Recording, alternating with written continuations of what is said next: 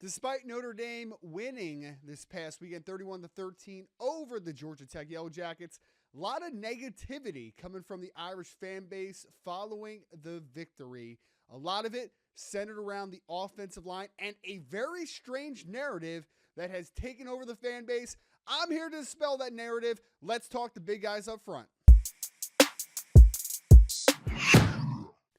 I'm not breaking news to tell every Notre Dame fan out there that Notre Dame's offensive line has been decimated by injury this season. Obviously, the preseason injury to Charles Jagasaw at left tackle, also the injuries to Ashton Craig and Billy Schrauth. Billy Schrauth hopefully will be back within the next week or two, coming back from his injury, listed as questionable by head coach Marcus Freeman again. So Notre Dame should at least get one starter back, but we know that this offensive line unit has been just mired with inconsistency over the course of this season. We've seen some good stretches, seen a lot of negative stretches, and there's one player that constantly gets brought up, I feel like, every time we talk about offensive line inconsistency, and that's left tackle Anthony Knapp. And I want to talk about this narrative today, folks, because this narrative spewed over again after the Georgia Tech game, after the Georgia Tech victory, and I don't understand it.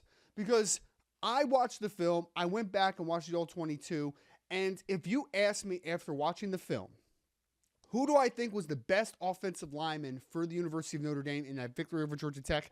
My answer would be Anthony Knapp.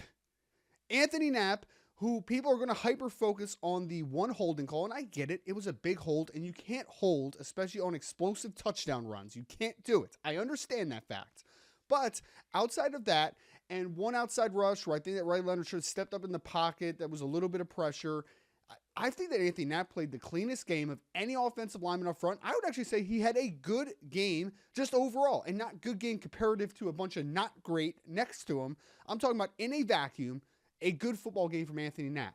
But for whatever reason, that's the only name that Notre Dame fans want to talk about. And we'll talk about why in a second, but I just want to work through this offensive line group because in my opinion, Anthony Knapp was the best offensive lineman for Notre Dame against Georgia Tech. Emil Wagner was probably second, but he had a couple real bad reps in pass pro. I think his feet are getting stuck a little bit, and he's trying to kind of rely on his length a little bit too much, and that's causing guys to be able to disengage with him. The interior offensive line, though, was very bad in this football game. Pat Coogan was just below average. He wasn't awful. He wasn't good. Somewhere in between, a little less than solid, though, in my opinion. The two guards, though, folks, that's the problem area. That if we really want to talk about the players that did not play well against Georgia Tech, we have to talk about Sam Pendleton at left guard. We got to talk about Rocco Spindler at right guard. This was, in my opinion, he's only a redshirt freshman, so he has time for improvements for the rest of the season and into the future. But this was the toughest game that I think that Sam Pendleton has had. He had really struggled against Georgia Tech, and the size that they have, guys like Zeke Biggers inside, gave him a lot of issues.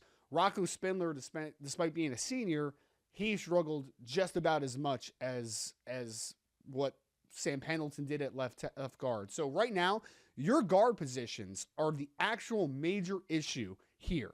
And I just wish, as a collective, as a fan base, let's take a step back, let's evaluate the film, and find the answers, because here's the narrative that I keep hearing out there.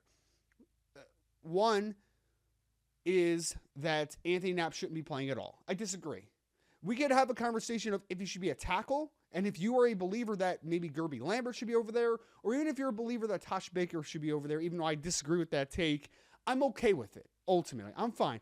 But if you are going to move Anthony Knapp at any point this season from left tackle, guys, he has to be on the field. He is one of your 5 best offensive linemen, no matter what capacity you put out there, whether you put Gerby Lambert, Tosh Baker, Billy Schrauth back, whoever. Anthony Knapp has to be on the football field.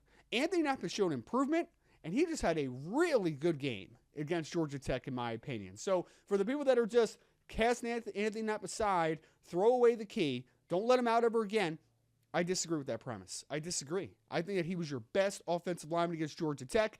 I think the narrative has taken over because, one, here it is, everyone wants to see Gerby Lambert. And I get it. Gerby is going to be a really good offensive lineman more than likely in his career at Notre Dame. But for whatever reason, Gerby Lambert is not the starter. And we could talk about maybe that is a Joe Rudolph favoritism thing, and I don't really want to have this conversation on the channel because I don't know one way or the other if that is 100% true. All I know is that Anthony Knapp was your best offensive lineman against Georgia Tech. He was not the main issue at all against Georgia Tech. It was your interior offensive line. And I just really wish that we would just end this narrative, okay? End this narrative. Because there are some major issues on this offensive line.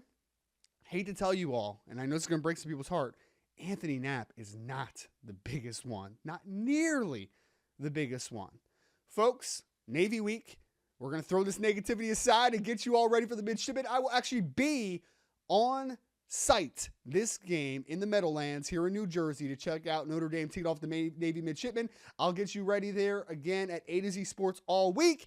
Folks, you know the drill. Even through the negativity, even through the positivity, it's always go Irish.